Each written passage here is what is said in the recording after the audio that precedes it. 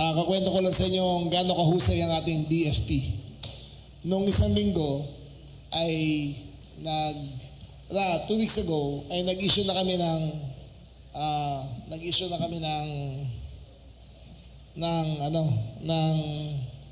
body cam sa lahat ng fire inspectors ng Bureau of Fire. Lahat, 100% sa buong Pilipinas. Ang ginagawa nila, baka bukas ang body cam, papasok ng tindahan, ng establishment, sasabihin nilang, kami po ay taga BFP. Kami po ay dito para gumawa ng inspeksyon ukol sa inyong fire permit. Bawal po kami magbenta ng fire extinguisher. Bawal po kami makontrata ng sprinkler. So sinasabi nga sila, may backtracking kami ngayon. Nag-backtracking kami ng DILG. Sinabit ng BFP sa amin kung saan sila nag-inspect, pumunta ang DILG at tinanong kung sa customer satisfaction. 99% may complaint pa rin. Alam niyo bakit? Kasi ang nangyayari ngayon, nauuna ang nagbebenta ng fire extinguisher. Dadating sa loob ng lugar sa loob ng tindahan, sa loob ng clinic, sa loob ng negosyo, sasabihin nila, parating na ang fire inspector nyo. Bumili na kayo sa akin, ako na bahala, papasa na kayo kagad. 99% tried to game the system. Okay? Ganun ang ginawa nila. Nireverse nila ngayon.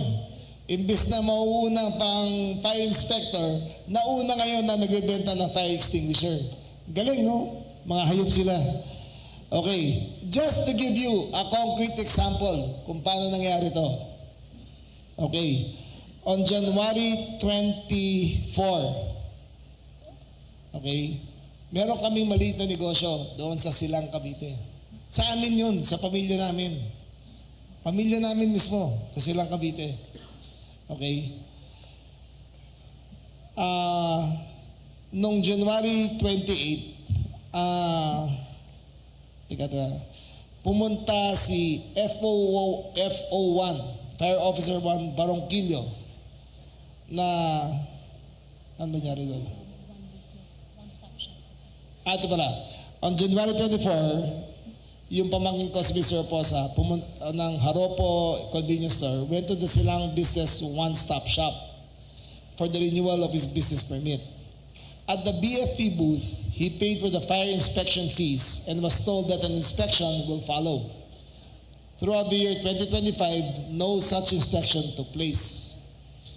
On January 28, Mr. Posa went to the Silang BOSS again, for the business permit renewal. At the BFP booth, he was told by FO1 Marvin Barongquillo that no fire inspection certificate was issued for his business in 2025 despite fire inspection fees being paid.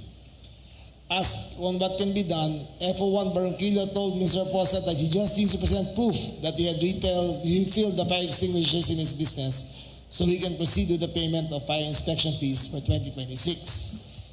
FO1 Barongquillo told Mr. Posa that there is a store just outside the municipal hall, doon sa kaliwa, where he can get the needed refill. Mr. Posa then went outside and located the JEJ Fire Extinguisher Trading, where he purchased a said refill for 800 pesos per unit or 2,400 pesos. He was told they will just visit his place to do the refill. On February 3, JEG called Mr. Posa to tell him that the fire extinguishers in his business are non-compliant as he needs 1 10-pound fire extinguisher instead of 3 3-pound fire extinguishers. To date, the BFP has not inspected Mr. Posa's business.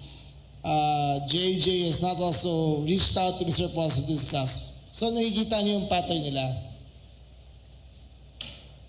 Yung body cam, dinadaya nila. Nauuna na ngayon ang nagbebenta ng fire extinguisher. Saka nila bibisitahin. So reverse. Anong gagawin namin ngayon?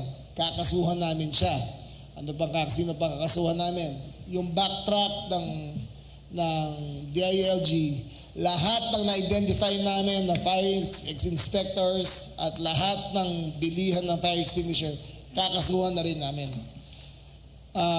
This work never stops. Dito talaga sa BFP, habang kaya ka isahan, iisahan ka. Pero hindi nila ako kayang isahan habang buhay. Mahuhuli ko rin yung mga yan. Kawawa naman ang mga negosyante natin. 99% of the employers of the Philippines are small and medium-scale businesses. 100% of them are victims of the BFP. Kailangan matigil na to, and I will not stop hanggang mapigilan natin lahat. Okay, thank you very much. Questions? June Veneracion of GMA.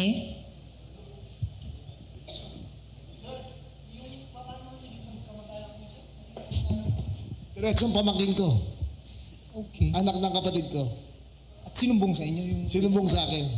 Oo. Wala. And it gets bad, pati yung opisina ng kapatid ng nanay niya doon sa Imus, sa bahay namin sa Imus. Pati yun, 3 kwarto, di-require pa rin nila ng 3 fire extinguisher, kahit 1 story lang yan. It is a 15 billion a year racket ng BFP. Kawawa namang mga negosyante natin. Kinukuha ito sa bulsa ng mga negosyante. Kaya ito, kailangan mapigil na. Hi, Sec. Good morning. Ryan po ng PTV. Sec, kasi yung sa BFP, matagal mo nang sinasabi na ayusin mo, may mga bagong directives, tapos ngayon may bago na naman ginawa. Sa tigid mo, saan nanggagaling yung lakas ng loob nila para gawin yung ganong klaseng modus? They've been, 25 taon na silang ganyan na walang pumapansin. So tingin nila, dahil sandali lang ako rito, titiisin na nila ako, wala na mangyayari. Well, I mean business. Kung 2 taon na lang natitira sa akin dito sa DILG, hindi ako titigil hanggang ma-resolve ko ang problema na to.